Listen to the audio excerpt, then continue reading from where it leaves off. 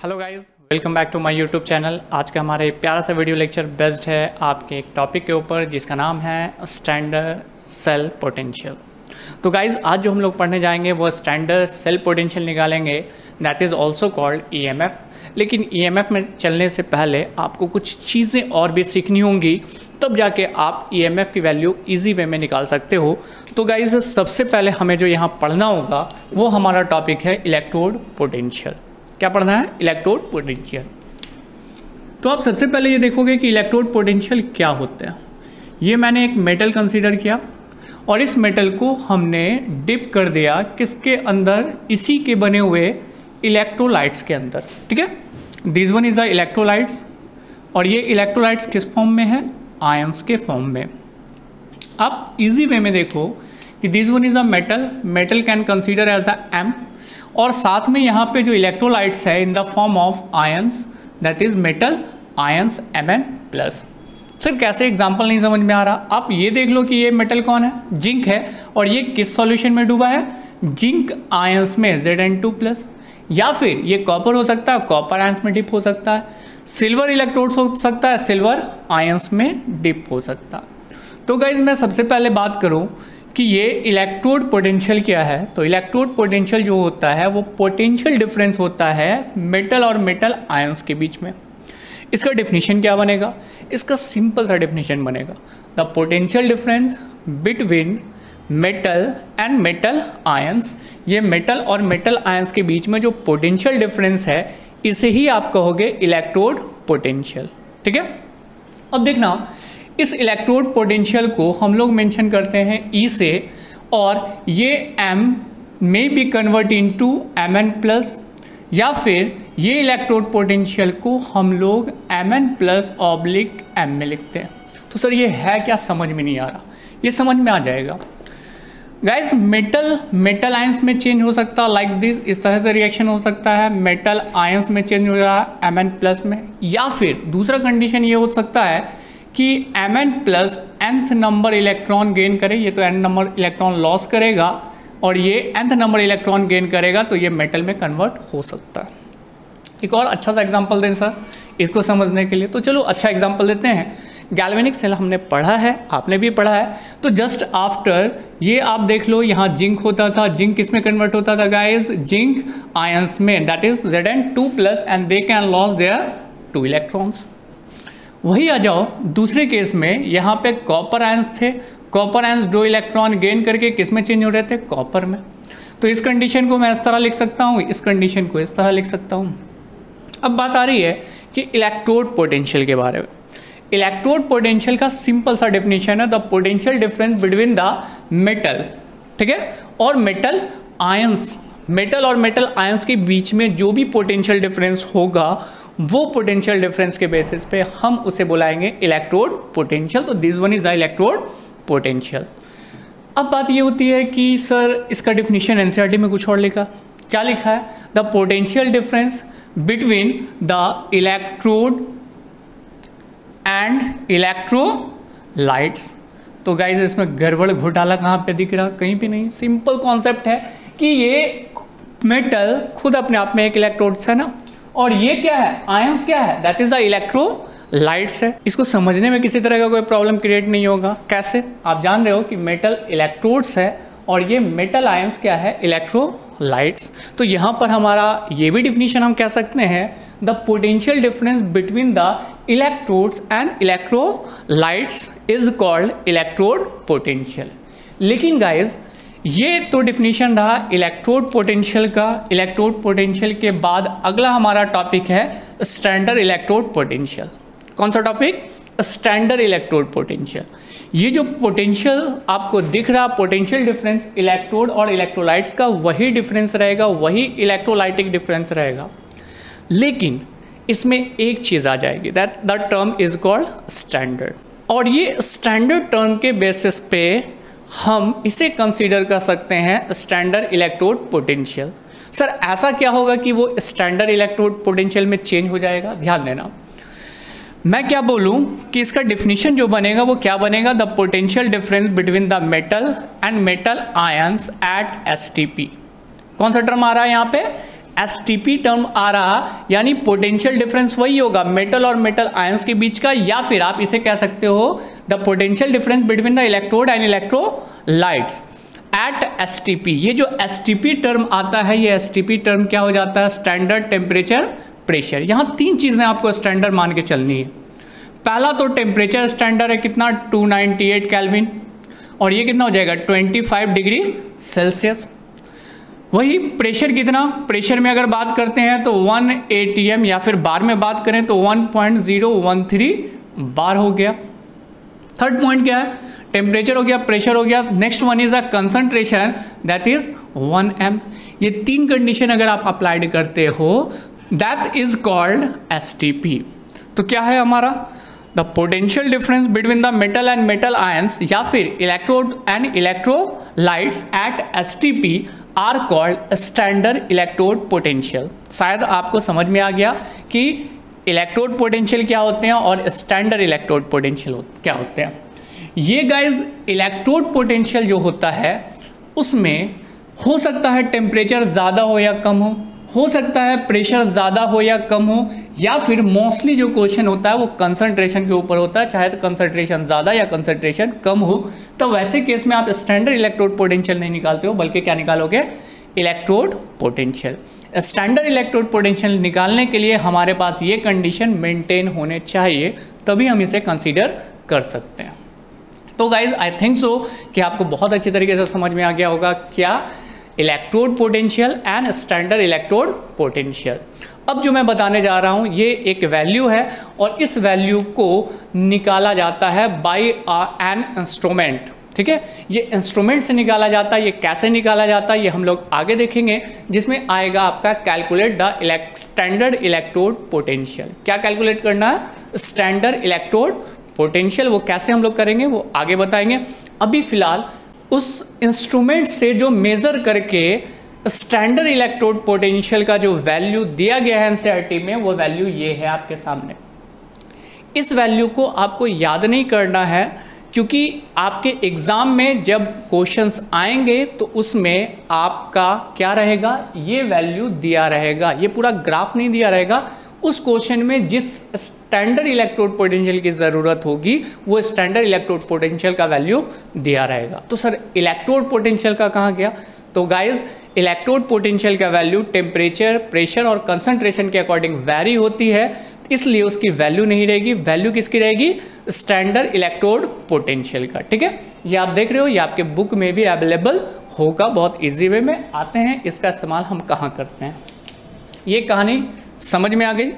तो चलिए guys, electrode और स्टैंडर्ड इलेक्ट्रोड पोटेंशियल को अच्छी तरीके से समझने के बाद जो अगला हमारा टॉपिक है वो टॉपिक है सेल पोटेंशियल। तो सेल पोटेंशियल को जानने से पहले आप जान लो कि सेल पोटेंशियल क्या होते हैं। सेल पोटेंशियल होता है the potential difference between the two different electrode potential. दो डिफरेंट इलेक्ट्रोड पोटेंशियल के बीच में जो पोटेंशियल डिफरेंस आएगा, उस पोटेंशियल डिफरेंस को आप कहोगे सेल पोटेंशियल। कैसे, मैं आपको बता देता हूं। ये सेल पोटेंशियल को आप कंसीडर करते हो कैसे, ई सेल से। और ध्यान देना, आपने गैल्वेनिक सेल पढ़ा था, और गैल्वेनिक सेल में दो डिफरेंट इलेक्ट्रोड पोटेंशियल थे। कैसे, आप देखो यहाँ, ये दो डिफरेंट इलेक्ट्रोड पोटेंशियल है, जिसमें एक था कौन गाइस, जिंक, और एक कौन था, कॉपर। इसके अंदर आयंस थे, कौन से आयंस, जिंक आयंस, और यहाँ पे आयंस थे जिसका नाम था कॉपर आयंस। दोनों को हमने कनेक्ट कर दिया था वायर से। अब ध्यान देना, मैंने कहा कि इलेक्ट्रोड पोटेंशियल जो आपको कैलकुलेट करना है, इलेक्ट्रोड पोटेंशियल क्या होता है, पोटेंशियल डिफरेंस होता है किसके बीच में, दो डिफरेंट इलेक्ट्रोड पोटेंशियल के बीच में। एक इलेक्ट्रोड पोटेंशियल ये है और दूसरा इलेक्ट्रोड पोटेंशियल ये है। That is carried out oxidation and they will carried out reduction. कैसे, तो जिंक सबसे पहले किस में चेंज हो रहा है, जिंक आयंस में, and they can loss their 2 electron, while in case of copper that is Cu2+ can gain 2 electron and they become copper. Just after आपको समझ में आ गया कि this one is a oxidation and that one is a reduction. अब guys, ये एक electrode potential आपको दिख रहा, ये दूसरा इलेक्ट्रोड पोटेंशियल दिख रहा। कैसे सर, नहीं दिखा, आप दिखा दो। फिर से आते हैं इलेक्ट्रोड पोटेंशियल, क्या हो रहा है, जिंक जिंक आयंस में कन्वर्ट हो रहा, रिएक्शन आपको दिख रहा। तो जिंक और जिंक आयंस के बीच का जो पोटेंशियल डिफरेंस आएगा आप मान लो, और दूसरा यहाँ पे जो हो रहा है वहाँ पे इलेक्ट्रोड पोटेंशियल आ रहा क्या, Cu2 प्लस ऑब्लिक Cu। तो इस दो इलेक्ट्रोड पोटेंशियल, दो डिफरेंट इलेक्ट्रोड पोटेंशियल, कहने का मतलब क्या, एक ऑक्सीडेशन कर रहा तो दूसरा रिडक्शन कर रहा, इस दो डिफरेंट इलेक्ट्रोड पोटेंशियल के बीच में जो पोटेंशियल डिफरेंस आएगा उसे आप कहोगे सेल पोटेंशियल। इसी वे में समझ में आ गया, the potential difference between the two different electrode potential. Difference कहने का मतलब है ऑक्सीडेशन एंड रिडक्शन। अब आते हैं गाइस, इसी इलेक्ट्रोड पोटेंशियल में एक और टर्म आ जाएगा, that is called standard cell potential. अब स्टैंडर्ड सेल पोटेंशियल क्या होता है, तो that is called E not cell. E not का टर्म आपको ये मेंशन कर रहा है कि ये स्टैंडर्ड सेल पोटेंशियल हो गया। जस्ट थोड़ा सा इमेजिन करो, पीछे अभी जस्ट हमने पढ़ा, क्या पढ़ा है कि मेटल और मेटल आयंस के बीच में जो पोटेंशियल डिफरेंस होता था उसे इलेक्ट्रोड पोटेंशियल कहते थे, सही है। लेकिन स्टैंडर्ड इलेक्ट्रोड पोटेंशियल वही चीज़ होती है, बस क्या कंडीशन हम अप्लाइड कर देते हैं, कैसा, स्टैंडर्ड। तो इलेक्ट्रोड पोटेंशियल चेंज हो जाता है किसमें, स्टैंडर्ड इलेक्ट्रोड पोटेंशियल में।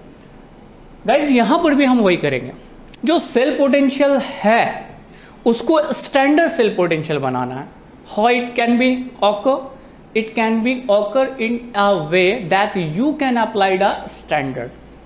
The standard condition you will apply, they will become to be a standard electrode potential. आपने जैसे स्टैंडर्ड कंडीशन अप्लाइड कर दिया तो वो बन गया स्टैंडर्ड सेल पोटेंशियल बन जाएगा। और क्या इसका डिफिनीशन तैयार होगा, इसका डिफिनीशन तैयार होगा the potential difference between two different electrode potential at STP। क्या मुझे फिर से बताना पड़ेगा कि STP क्या होता है, टेम्परेचर कितना 298 केल्विन या 25 डिग्री सेल्सियस, प्रेशर कितना 1 atm या 1.013 बार, और कंसंट्रेशन कितना 1 m। अगर ये कंडीशन हम मेंटेन करेंगे तो इसी को आप बोलते हो स्टैंडर्ड सेल पोटेंशियल। तो गाइज स्टैंडर्ड सेल पोटेंशियल जो आप यहाँ तक अब तक समझे हो, इसको कैलकुलेट करने के लिए आता है क्वेश्चन न्यूमेरिकल्स। लेकिन ये आप देख रहे हो, this one is a galvanic cell, आपने पढ़ा होगा इससे पहले वाले वीडियो लेक्चर में। और अभी जो हम लोग कैलकुलेट करने जा रहे हैं कि भैया हम कैसे कैलकुलेट करेंगे, क्या कैलकुलेट करेंगे, स्टैंडर्ड सेल पोटेंशियल। ठीक है, स्टैंडर्ड सेल पोटेंशियल कैलकुलेट करने के लिए आपको क्या करना होगा, ई नॉट रिडक्शन और क्या, ई नॉट ऑक्सीडेशन। या फिर दूसरा तरीका ये भी है जिसे आप याद रख सकते हो, ई नॉट क्या, राइट और माइनस ई नॉट लेफ्ट। तो सर यहाँ तक रिडक्शन ऑक्सीडेशन के बल पे ही हम आगे लेके चल रहे हैं, ये भी कॉन्सेप्ट सही है। ये दो कॉन्सेप्ट से ये बनता है कौन, स्टैंडर्ड सेल पोटेंशियल। गाइस आप स्टैंडर्ड सेल पोटेंशियल कहो इसे, या फिर इसे EMF के नाम से जानो, that is called electromotive force.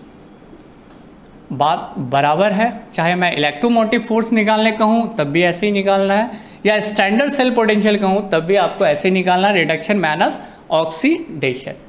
तो सर ये तो रिडक्शन कर रहा है, ये ऑक्सीडेशन कर रहा है, एक काम कीजिए दोनों को घटा दीजिए, आंसर आ जाएगा। नहीं, इसकी वैल्यू लाने के लिए ये तो आपने कॉन्सेप्ट सीख लिया, लेकिन साथ में आपको वैल्यू भी देखना होगा किसका, स्टैंडर्ड इलेक्ट्रोड पोटेंशियल का, जो आपके एग्जाम में आपको क्वेश्चन में दिया रहेगा। कैसे दिया रहेगा, ध्यान देना, ई नॉट Zn और Zn2 प्लस, ये क्या है, this one is a standard electrode potential, और इसकी वैल्यू आपके बुक में दी गई होगी 0.76। तो सर याद करेंगे, मैंने फिर से कहा याद करने की ज़रूरत आपको नहीं है, आपको क्वेश्चन में ये दिया रहेगा, बस आपको रखना और बनाना। जस्ट आफ्टर उसके बाद कॉपर का दिया हुआ है, that is Cu2 plus oblique Cu, और इसका वैल्यू दिया गया 0.34 वोल्ट। ये दोनों क्वेश्चन में आपके गिवन होगा, ये आपको याद रखना है। अब जब ये गिवन है, मैं आपसे सवाल ये पूछ रहा हूँ कि गैल्वेनिक सेल, ये जो आपके सामने नजर आ रहा, this one is a galvanic cell, galvanic cell का EMF कितना होगा, या फिर मैं कहूँ स्टैंडर्ड सेल पोटेंशियल कितना होगा। इस पहले वाले वीडियो लेक्चर में EMF से रिलेटेड सवाल थे जो आपने बनाए भी था। ई नॉट सेल को कैसे हम कैलकुलेट करेंगे, E naught reduction minus E naught oxidation. अब गाइज आ जाओ, इसमें पहले आप ये सेलेक्ट कर लो कि ये क्या कर रहा, reduction, and that one is a oxidation. तो हमेशा किससे किसको घटाते हैं, रिडक्शन से ऑक्सीडेशन को। रिडक्शन कौन कर रहा, कॉपर, और कॉपर की वैल्यू दी गई है कितना, 0.34। We can put it here that is 0.34 volt minus oxidation कौन कर रहा, जिंक ऑक्सीडेशन कर रहा, 0 से +2 बढ़ रहा, दैट इज ऑक्सीडेशन, और इसकी वैल्यू कितनी दी गई है, -0.76। ये डाल दिया -0.76 और आपकी वैल्यू आ गई 1.10 वोल्ट। यानी गैल्वेनिक सेल का ईएमएफ कितना होता है, 1.10 वोल्ट। ज़रूरी नहीं है कि आपसे हमेशा गैल्वेनिक सेल का ही पूछेगा कि आप रट लो तो क्वेश्चन बन जाएगा, नहीं, आपको रटना नहीं है। आपको रिएक्शंस में दो चीज़ें खोज कर निकालनी है, एक तो ऑक्सीडेशन और एक रिडक्शन। बाकी E0 सेल का मान दिया रहेगा, आप उसे पुटअप करोगे, आपका आंसर आएगा। आप जल्दी से इसका स्क्रीनशॉट लो, मैं एक क्वेश्चन डाल रहा हूँ। हो गया गाइज, चलो अब आपके लिए एक प्यारा सा क्वेश्चन बन के तैयार होता है। किस चीज़ के लिए, गैल्वेनिक सेल, जैसे आपने अभी कैलकुलेट किया कि किस तरह से आप ईएमएफ निकालोगे, उसी तरीके से मैं क्वेश्चन दे रहा हूँ। क्वेश्चन है कैलकुलेट द ईएमएफ। ठीक है, अभी जनरल सा क्वेश्चन देते हैं जिसमें क्या हो रहा, Ag प्लस 2Ag प्लस कर देते हैं प्लस Zn कन्वर्ट हो रहा Zn2 प्लस 2Ag में। अब मैं यहाँ पे स्टैंडर्ड इलेक्ट्रोड पोटेंशियल का मान दे रहा हूँ, Ag plus oblique Ag is equal to 0.80 volt. वही अगर मैं जिंक के बारे में लिखता हूँ तो जिंक ऐसे पहले भी मैंने लिखा था, फिर भी लिख दूंगा, क्या होगा, -0.76 वोल्ट। आपको क्या कैलकुलेट करना है, ईएमएफ। इस क्वेश्चन को देखो, वीडियो पॉज करो, जल्दी से क्वेश्चन बनाओ, उसके बाद हम लोग क्वेश्चन को मिलाएंगे। किस तरीके से ये क्वेश्चन सॉल्व होगा, तो ईएमएफ निकालना हो या स्टैंडर्ड सेल पोटेंशियल निकालना हो, बात बराबर है। और इसके लिए आप क्या कहोगे, E0 reduction minus E0 oxidation. चलो गाइस, सबसे पहले मुझे ये आप बताओ कि ईएमएफ तो निकालना है, लेकिन इसमें ऑक्सीडेशन कौन कर रहा है, रिडक्शन कौन कर रहा है, और वैल्यू को घटा देना इजी है। सिल्वर यहाँ पे क्या है, प्लस, और सिल्वर यहाँ क्या है, 0, तो दैट मीन्स +1 to 0। क्या हो रहा है, क्या हो रहा है, रिडक्शन। गुड, क्या हो रहा है, रिडक्शन। वही जिंक 0 से +2 बढ़ रहा है, तो दैट इज द ऑक्सीडेशन। अब आ जाओ गाइस, जिंक ऑक्सीडेशन कर रहा, सिल्वर रिडक्शन कर रहा। तो सर यहाँ 1 लिखा है, यहाँ 2 लिखा है, तो एक काम करते हैं, इसको 0.80 वोल्ट को मल्टीप्लाई कर देते हैं 2 से। ऐसा नहीं करना, ये बैलेंस करने के लिए हमने बराबर किया। यहाँ पे आपको वोल्ट में कोई चेंज नहीं करना है, 2 से मल्टीप्लाई नहीं करना, 2 से डिवाइड नहीं करना। क्लियर, जो है उसी को लिखना। इस चीज़ का ध्यान रखोगे। ज़्यादातर बच्चे यहाँ पे मिस्टेक कर देते हैं इन सारी चीज़ों को लेके। चलो, डजंट मैटर। सिल्वर क्या कर रहा, रिडक्शन कर रहा है सर, तो ये रिडक्शन कर रहा, तो रिडक्शन की वैल्यू क्या है, 0.80 वोल्ट माइनस, अब इसको पुटअप कर दो, माइनस क्या हो जाएगा, 0.76 माइनस माइनस प्लस, दोनों को ऐड कर दो, क्या हो जाएगा, 1.56 वोल्ट। ये क्वेश्चन सॉल्व, हम जान रहे हैं आपका आंसर सही आया है, इट्स गुड। आगे अगला क्वेश्चन हम लोग बात करेंगे एनसीईआरटी के क्वेश्चन पे। हाँ तो गाइज, ये एनसीईआरटी का क्वेश्चन आपके सामने है। ये है एक्सरसाइज का क्वेश्चन 3.4। आप क्वेश्चन पढ़ो, क्वेश्चन क्या कह रहा, क्वेश्चन कह रहा है calculate the standard cell potential of galvanic cell. ठीक है, आपको निकालना क्या है, स्टैंडर्ड सेल पोटेंशियल। ये गैल्वेनिक सेल बनाया गया, पहला ये और दूसरा ये। ठीक है, एक में रिएक्शन ये हो रहे हैं और दूसरे में रिएक्शन ये हो रहे हैं। नीचे एक और चीज़ कह रहा है, calculate Gibbs free energy and equilibrium constant. Guys, इसको अभी हम लोगों ने नहीं पढ़ा, अभी हम लोग पढ़ रहे हैं स्टैंडर्ड सेल पोटेंशियल। तो एक चीज़ निकालना है, सबसे पहले सीख जाएं, फिर इस क्वेश्चन को दोबारा हम लोग बनाएंगे गिब्स फ्री एनर्जी और इक्विलिब्रियम कांस्टेंट को पढ़ने के बाद। तो इस क्वेश्चन को 2 बार हमें बनाना है। ठीक है, इसे मिटा देते हैं। 2 बार बनाना मतलब अगली बार क्या निकालेंगे, गिब्स फ्री एनर्जी और क्या निकालेंगे, इक्विलिब्रियम कांस्टेंट। तो इसे अभी मैं इरेज कर देता हूँ और अभी जो हमने सीखा है उससे अप्लाइड करेंगे, that is standard cell potential. इस रिएक्शन का स्टैंडर्ड सेल पोटेंशियल आएगा। अब देखो, वैसे एनसीईआरटी ने ये वैल्यू नहीं लिखा, लेकिन एनसीईआरटी के बुक से ही मैंने इसे यहाँ लिख दिया है ताकि बनाने में आसानी हो। तो एग्ज़ाम में फिर से मैं कह रहा हूँ, अगर एग्ज़ाम होगा तो उसकी वैल्यू इस तरह लिखी होगी। तो सर आसान होगा, बनाना है। तो आसान में क्या आसान करना है, आप यहाँ पे देखो। ऑब्वियसली कि ये बच्चा ज़्यादातर मिस्टेक हो जाता है इस तरह के क्वेश्चंस में। ये 2 क्वेश्चन है, वीडियो को पॉज करो, इसको जल्दी से आप बनाओ, फिर हमसे मिलाना हमारे क्वेश्चन सॉल्व हुआ नहीं हुआ, चलो देखते हैं। ये है गाइस क्रोमियम, पहले आप देख लो, ये है 2 क्रोमियम प्लस क्या है 3CD2 प्लस एक्वस, जो कन्वर्ट हो रहा है 2Cr3 प्लस एक्वस में, और क्या ये 3CD। अब गाइस एक बात बताओ, यहाँ पे जो आपको दिख रहा है this one is a chromium, chromium ये 0 से कन्वर्ट हो रहा है किस में, +3 में। ऑब्वियसली ये क्या कर रहा है, इंक्रीजमेंट कर रहा है किस चीज़ का, ऑक्सीडेशन नंबर का। तो इसे आप क्या कहोगे, this one is called oxidation. Just after आप कैडमियम पे ध्यान दोगे तो कैडमियम क्या हो रहा, कैडमियम हो रहा 2+ से CD में। तो जाहिर सा बात है इसका ऑक्सीडेशन नंबर +2 होगा और इसका क्या होगा 0, तो ये घट रहा है, तो इसलिए इसे कहेंगे हम लोग रिडक्शन। तो यहाँ 2 चीज़ें हो रही है, ऑक्सीडेशन और रिडक्शन। और आपको क्या निकालना है, आपको निकालना है स्टैंडर्ड सेल पोटेंशियल। क्या फॉर्मूला स्टैंडर्ड सेल पोटेंशियल निकालने का, E0 cell is equal to E0 reduction minus E0 oxidation. Reduction कौन कर रहा, कैडमियम, और कैडमियम रिडक्शन कर रहा ना, आप देखो यहाँ CD2 प्लस 0 में कन्वर्ट हो रहा, घट रहा, दैट इज रिडक्शन। और कैडमियम की वैल्यू जो आपके पास दी गई है वो क्या है, ये जो वैल्यू है उसको कॉपी पेस्ट मार दो, -0.40 वोल्ट माइनस। ऑक्सीडेशन कौन कर रहा, क्रोमियम, और क्रोमियम की वैल्यू क्या दी गई है -0.74। तो सर दोनों का माइनस है, कोई ज़रूरी नहीं है, आ सकता है दोनों का माइनस है, जो वैल्यू हमको कॉपी पेस्ट मारना है 0.74।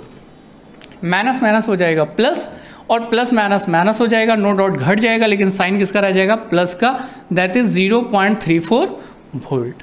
ये इसका आंसर आया। आंसर मैच कर रहा, इट्स गुड।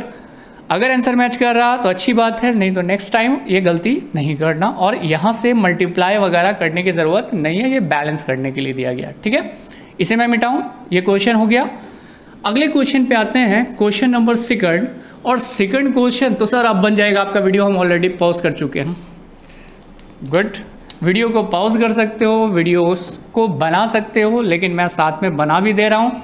आयरन Fe2+ से किस में कन्वर्ट हो रहा है, Fe3+ में। सिल्वर Ag+ से किस में कन्वर्ट हो रहा है, सिल्वर में। फिर से डिसाइड कर लो जल्दी जल्दी फटाफट, क्या चीज़, ऑक्सीडेशन और reduction. This one is oxidation. Sir कैसे, ऐसे कि +2 किस में कन्वर्ट हो रहा, +3 में, तो बढ़ रहा है, और बढ़ने को कहते हैं ऑक्सीडेशन।